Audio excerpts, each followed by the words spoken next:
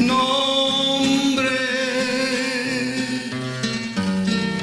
sobre todo nombre, el de mi Señor,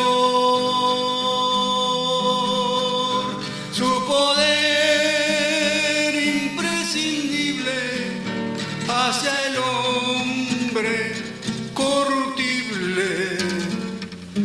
Cristo, precioso nombre de mi Dios. En el mundo no hay quien diga la verdad, solo hay maldad. Si quieren conocer el camino mejor, es Cristo mi Señor.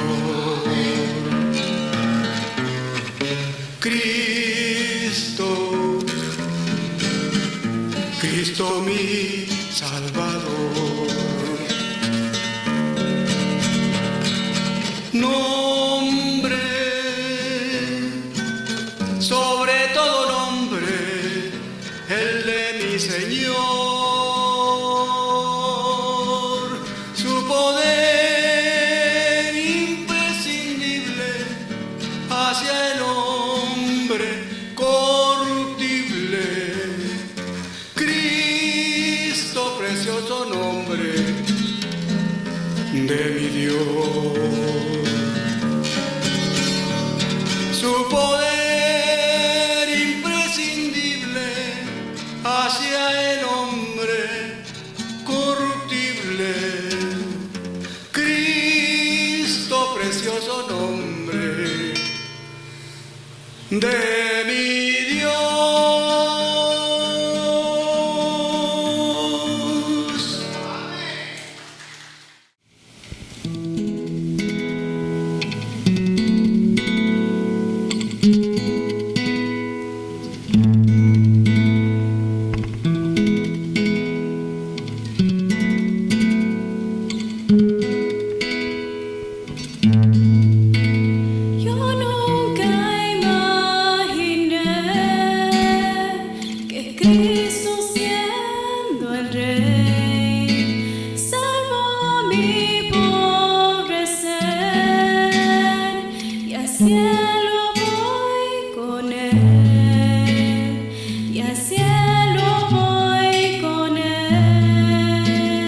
Yo nunca imaginé que Cristo, siendo el Rey, me ha sido amigo fiel, aún sin merecer, aún sin merecer. Cantaré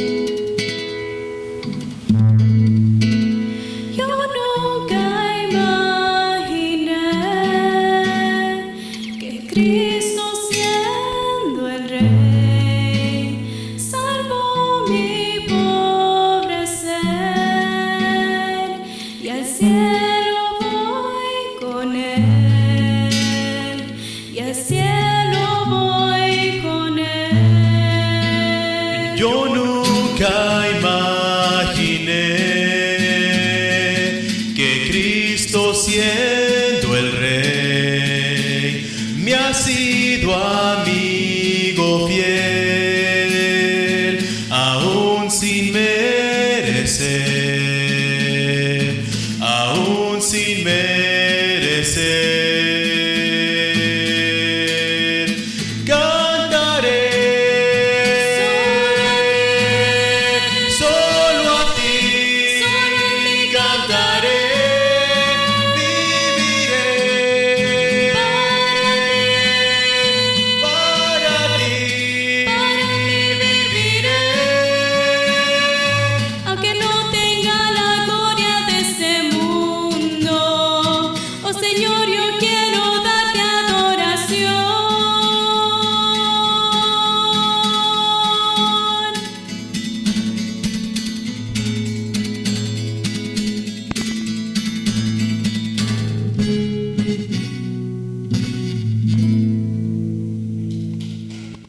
Bueno, tengo un video que quiero que vean. Les dije la semana pasada que se los iba a poner.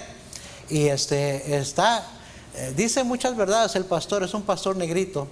Y está un poquito chistoso también por su manera de cómo hacen las cosas. Pero véalo, escúchalo, está en inglés. Pero ya les dije la semana pasada básicamente lo que estaba diciendo. Es que vamos a ponerlo, por favor. I want to apologize to the governor. I owe Governor Roy Cooper an apology because I have been on him for putting the church on the non-essential list. I apologize, Mr. Governor. The church put itself on the non-essential list a long time ago. We did that. We did that. Won't preach, won't cry loud, won't do anything but have a praise break. When we do preach, we ain't preaching about nothing. We made ourselves non-essential. Haven't we been the ones who've been preaching, telling people that we spend too much time in church anyway? The governor said, you know what? I agree with you. I agree with you. Aren't we the ones? Aren't we the ones now who treat church like it's not special? Aren't we the ones who go to church in flip-flops and cut out jeans?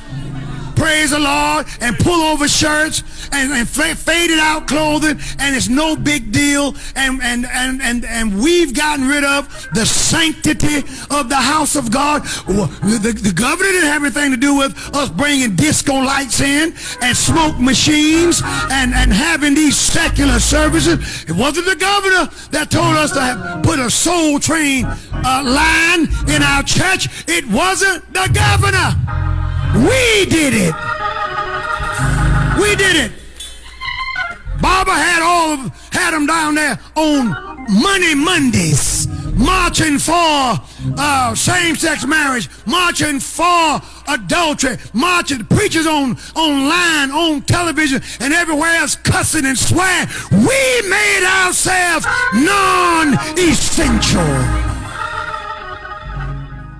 Así voy a decirle a mi papá que se ponga en el órgano y cuando se ponga buena la predicación, y que estén aquí los diáconos haciéndole así. Son bien animados los hermanos negritos, ¿verdad?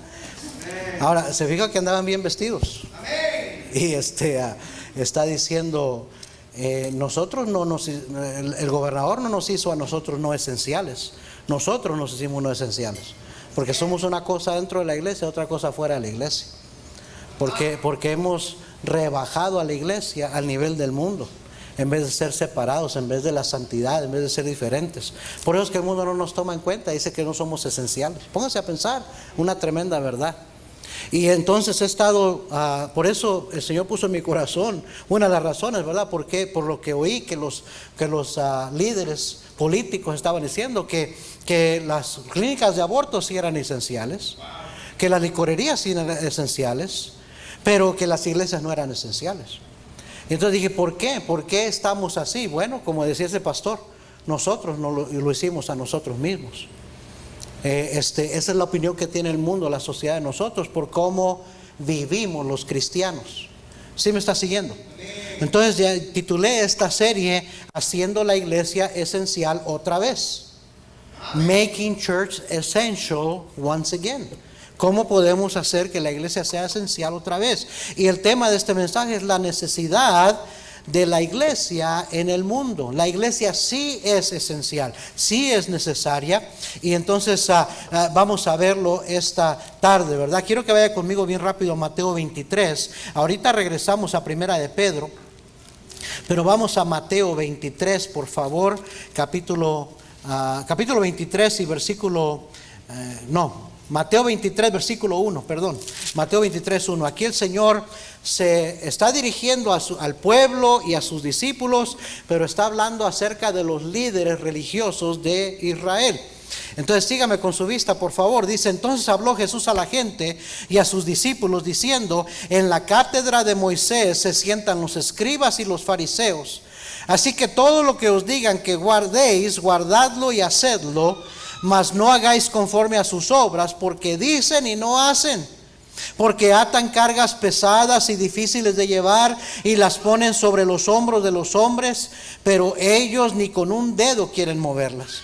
Antes hacen todas sus obras para ser vistos por los hombres, pues enchanza sus filacterias y extiende los flecos de sus mantos, y aman los primeros asientos en las cenas y las primeras sillas en las sinagogas y las salutaciones en las plazas, y que los hombres los llamen rabí, rabí. Pero vosotros no queráis que os llamen rabí, porque uno es vuestro maestro, el Cristo, y todos vosotros sois hermanos. Y no llaméis Padre vuestro a nadie en la tierra, porque uno es vuestro Padre, el que está en los cielos. Ni seáis llamados maestros, porque uno es vuestro maestro, el Cristo. El que es el mayor de vosotros sea vuestro siervo, porque el que se enaltece será humillado, y el que se humilla será enaltecido.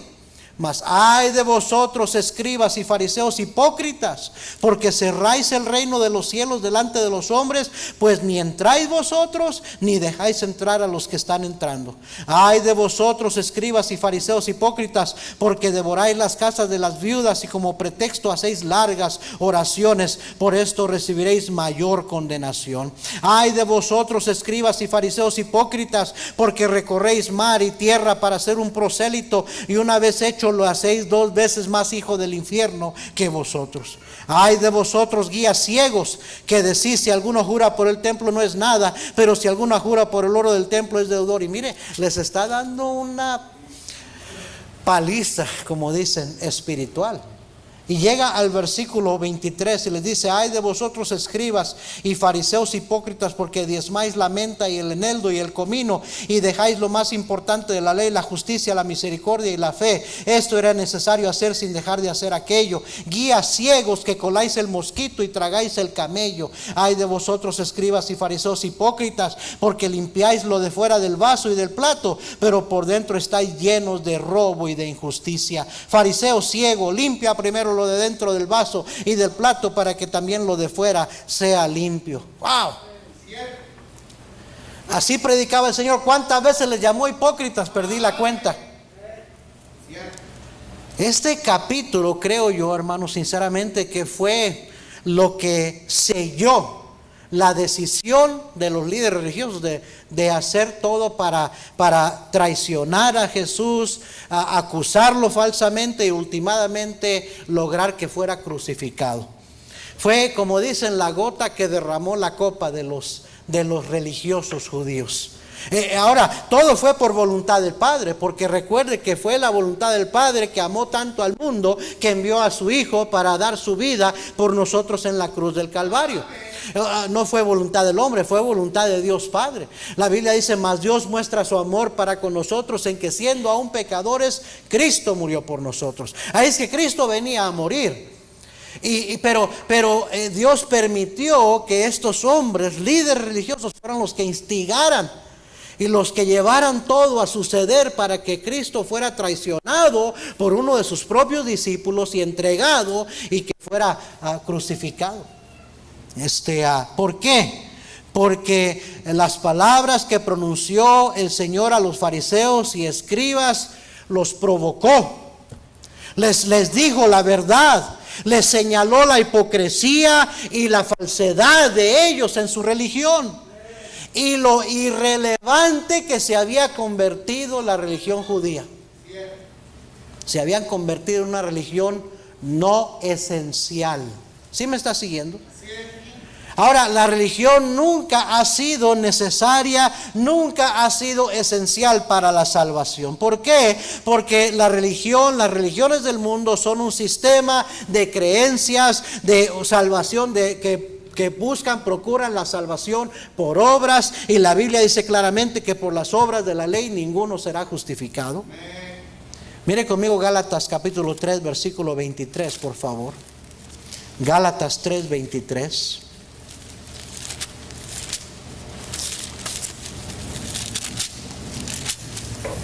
Dice el apóstol Pablo aquí: pero antes que viniese la fe, estábamos confinados bajo la ley, encerrados, así como nos tenían ahorita en la cuarentena, confinados bajo la ley, encerrados para aquella fe que iba a ser revelada. Dice, antes nada más teníamos la religión y estábamos encerrados en esa religión. Dice versículo 24, de manera que la ley ha sido nuestro ayo, pero ¿para qué? Para llevarnos a Cristo, a fin de que fuésemos justificados por la fe. Pero venida la fe, ya no estamos bajo ayo. La palabra ayo significa maestro, guía.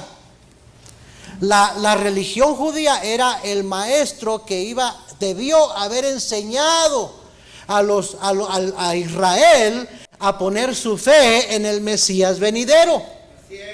Mire, cuando Cristo nació en Belén, gente que conocían las Escrituras se dieron cuenta que se estaban cumpliendo todas las señales del Mesías prometido, y que Jesús evidentemente era ese Mesías. Juan el Bautista lo reconoció cuando dijo: he aquí el Cordero de Dios que quita el pecado del mundo.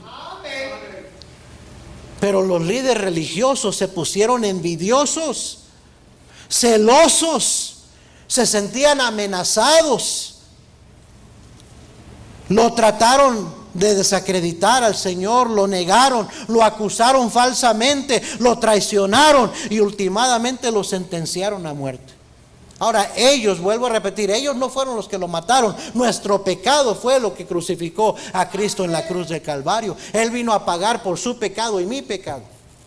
Pero ellos fueron los instrumentos que Dios permitió que llevaran a Cristo a la cruz. Ellos se sentían celosos del Señor, porque la Biblia dice que todo el pueblo salía a escuchar a Jesús. Y ya no iban a escuchar a los escribas, iban a escuchar a Jesús. Y estos se sentían amenazados de perder su posición en la sociedad, en el pueblo, entre el pueblo. La Biblia dice en Mateo 7, 28 y 29 que después de que el Señor termina de predicar el gran sermón del monte, 3 capítulos 5, 6 y 7, al final dice lo siguiente: y cuando terminó Jesús estas palabras, la gente se admiraba de su doctrina, porque les enseñaba como quien tiene autoridad y no como los escribas. El pueblo podía ver que había una gran diferencia en cómo enseñaba Jesucristo y cómo enseñaban los escribas. Las declaraciones que hizo el Señor al pueblo en Mateo capítulo 23 fue la gota que derramó la copa, como dice el dicho, porque le señaló su hipocresía, su falsedad, su superficialidad, su pecado y su irrelevancia. Y lo que más les caló fue cuando Cristo dijo: todo lo que os digan que hagáis, hacedlo, pero no hagáis como ellos hacen, porque dicen, pero no hacen. Y eso cómo les caló, cómo les causó enojo, rabia, porque le dio al clavo, como dice el Señor. Porque dicen, pero no hacen.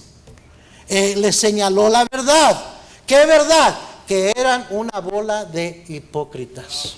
Mire Romanos capítulo 2. Romanos capítulo 2.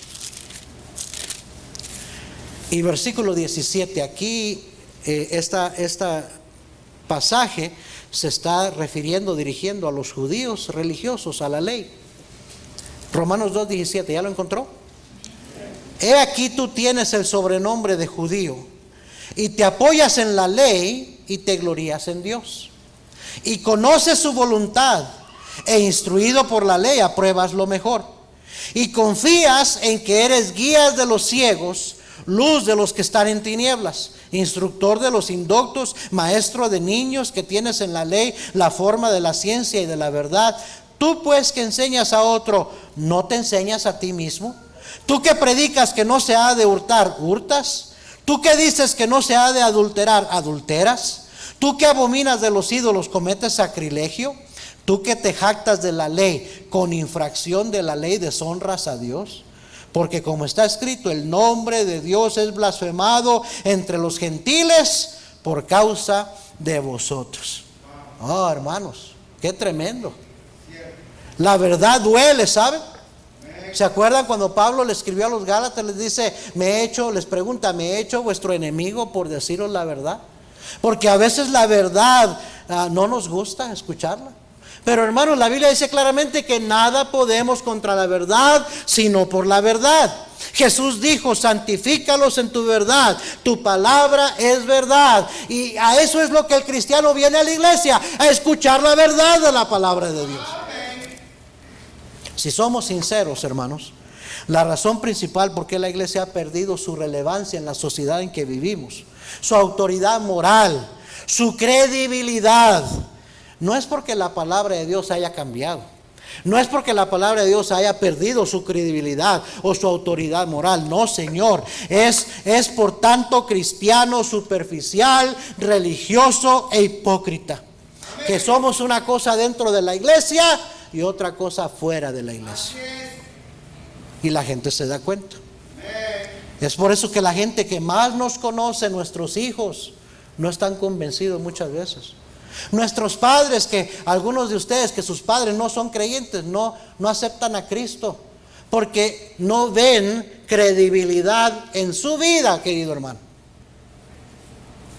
Es por eso que parientes, hermanos en la carne, compañeros de escuela, de trabajo, amigos, no nos creen, no nos toman en serio. La sociedad no nos toma en serio, y por eso se han atrevido a decir lo que es la verdad. Las iglesias no son esenciales, porque no se ven vidas cambiadas, porque no se ve un cristianismo genuino, sino nada más una bola de religiosos que se visten muy bonito y traen sus Biblias y se portan bien cuando vienen a la iglesia, pero saliendo de la iglesia son igualitos que los impíos allá afuera. Amén. En nuestro pasaje que leímos en Primera de Pedro, regrese allá por favor, vemos la solución de Dios para la superficialidad, el remedio de Dios, el plan de Dios, la solución de Dios, el sustituto de Dios para la religiosidad superficial, que no tiene poder para cambiar vidas, que no tiene autoridad moral, no tiene credibilidad. Aquí lo vemos, la solución o el sustituto, el método y el instrumento de Dios para alcanzar a un mundo perdido. Este mundo desesperadamente necesita la verdad, necesitan el evangelio, necesitan a Cristo, y Dios nos dejó un plan de cómo hacerlo. Primeramente, número 1, quiero que vea ahí el versículo 23, 1 de Pedro 1:23. Aquí vemos el sustituto de Dios para mera religiosidad, que tristemente es lo que muchos supuestos cristianos se han convertido en, puros religiosos superficiales. Mire lo que dice ahí, versículo 23, ¿ya lo encontró? Siendo renacidos, ¿siendo qué? Renacidos, no de simiente corruptible, sino de incorruptible, por la palabra de Dios que vive y permanece para siempre. Mire, aquí está el sustituto de Dios para la religión, el nuevo nacimiento. El nuevo nacimiento, siendo renacidos, no de simiente corruptible, sino de incorruptible, por la palabra de Dios que vive y permanece para siempre. La regeneración de los creyentes. ¿Se acuerdan cuando vino Nicodemo a buscar a Cristo de noche? Y empezó bla, bla, bla, bla, bla, bla, y lo primero que lo paró en seco, el Señor le dijo: os es necesario nacer de nuevo. Así es. Si no nacieres de nuevo, no puedes entrar en el reino de Dios. ¿Se acuerda? Toda tu religión, Nicodemo, todo tu intelectualismo, todo lo que sabes, de nada te sirve si no has nacido de nuevo. Los evangelistas, los predicadores de antaño, hermanos, así le preguntaban a la gente. No le preguntaban, ¿eres cristiano? Hoy en día cualquiera que se llama cristiano. No, ¿sabe lo que le preguntaban? Have you been born again? Have you been born again? ¿Has nacido de nuevo? ¿Has nacido de nuevo? ¿Has nacido de nuevo? Ahora, para la mente limitada, humana, eso no tiene sentido.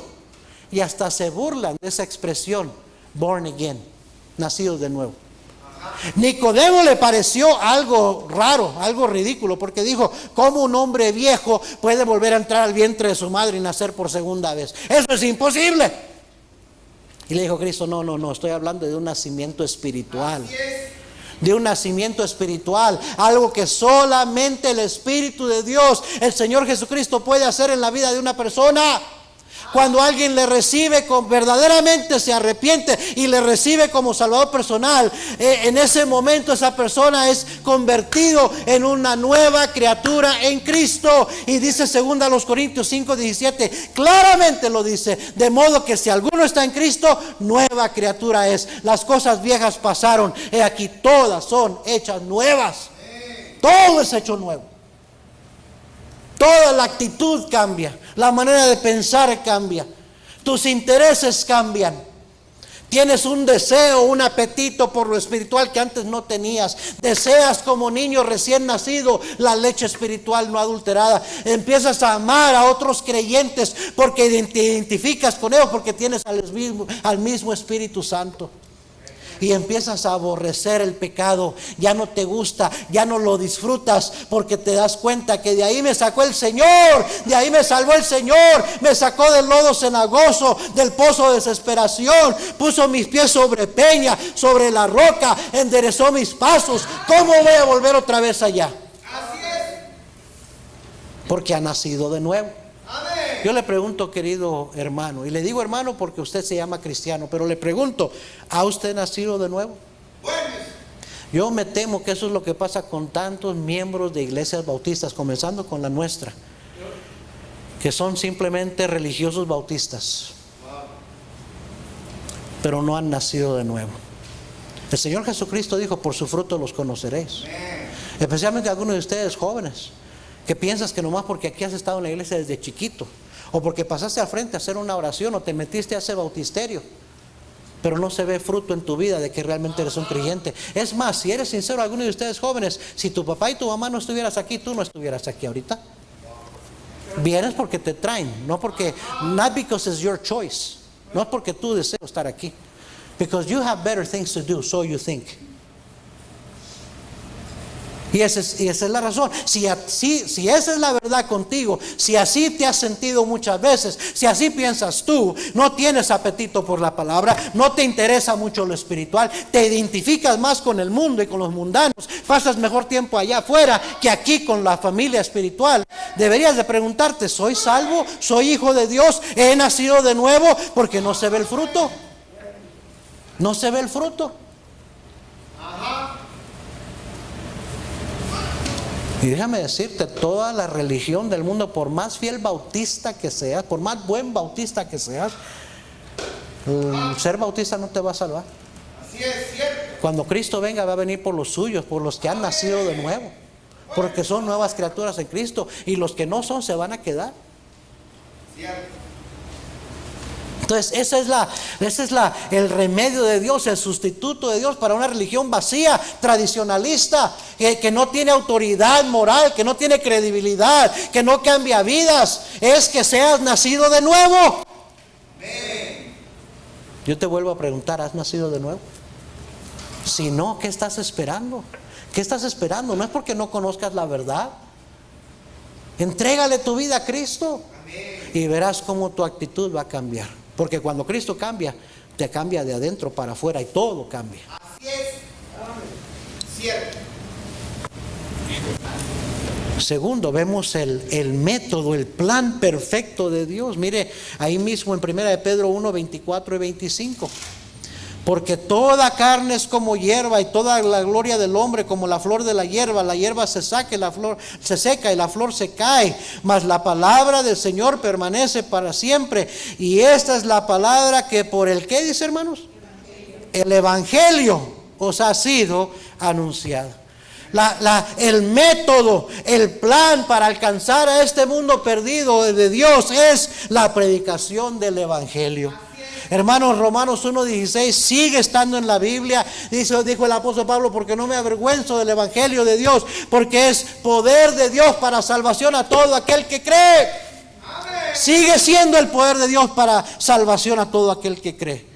En 1 Corintios 15, versículo 1 al 4, Pablo le vuelve a recordar a los corintios el evangelio que os anunciamos, el evangelio que les he predicado, por el cual fuisteis salvos, que Cristo murió por vuestros pecados y que fue sepultado y que resucitó al tercer día por vuestros pecados. Hermanos, este es el evangelio, las buenas nuevas, que Cristo vino y murió por nosotros y fue sepultado, pero gloria a Dios, resucitó al tercer día, y como Él tuvo victoria sobre el pecado y sobre la muerte, también usted puede tener victoria en Cristo Jesús y no ir al infierno cuando muera.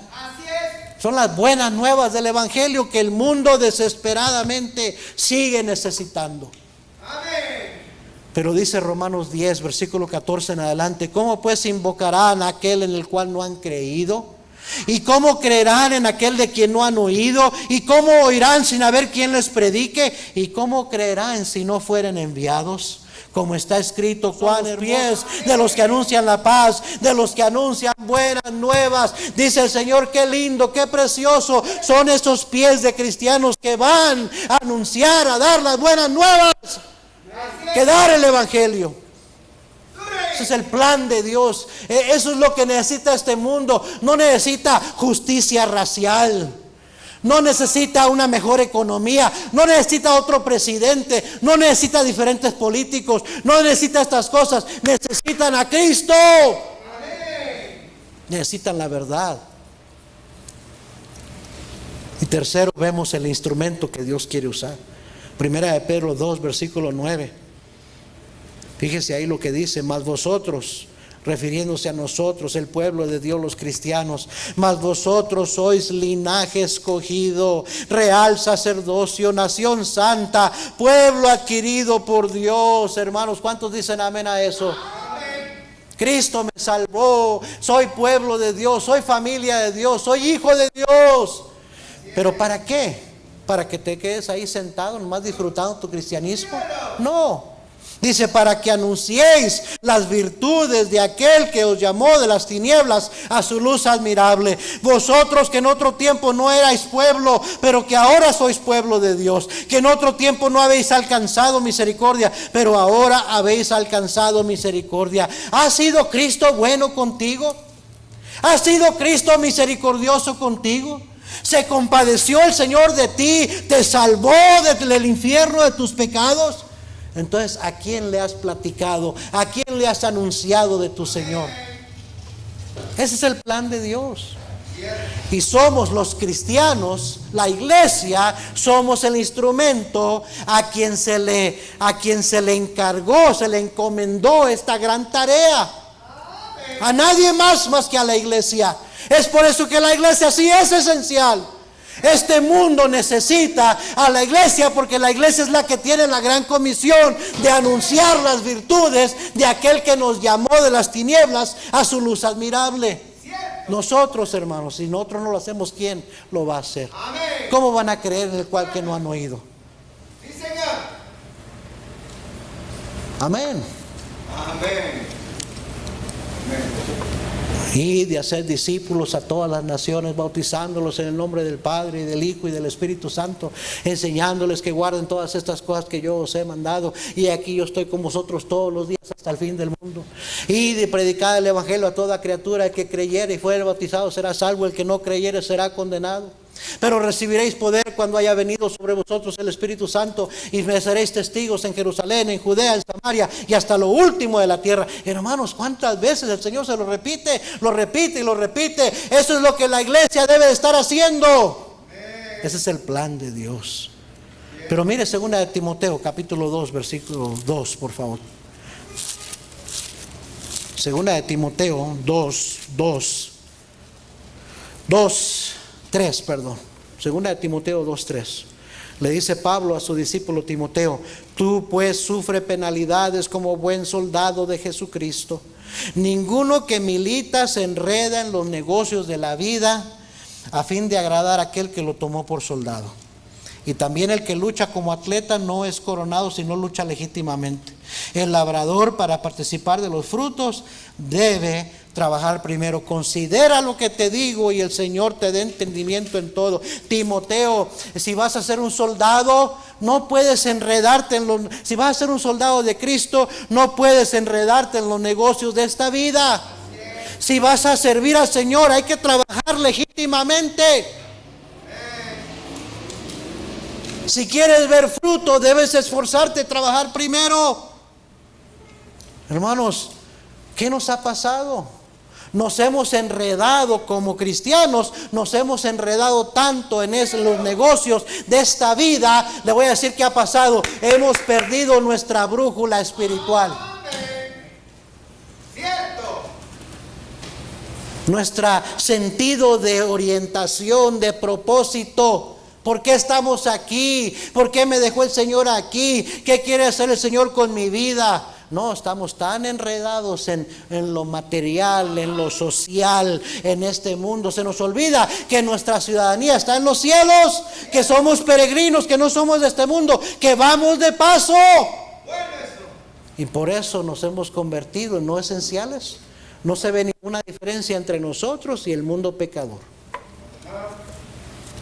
Por último, número 4, vemos la condición. Para que todo este plan de Dios funcione, vemos la condición de Dios. Primera de Pedro 2, versículo 11, por favor. Amados, ¿ya lo encontró? Yo os ruego como a extranjeros y ¿qué?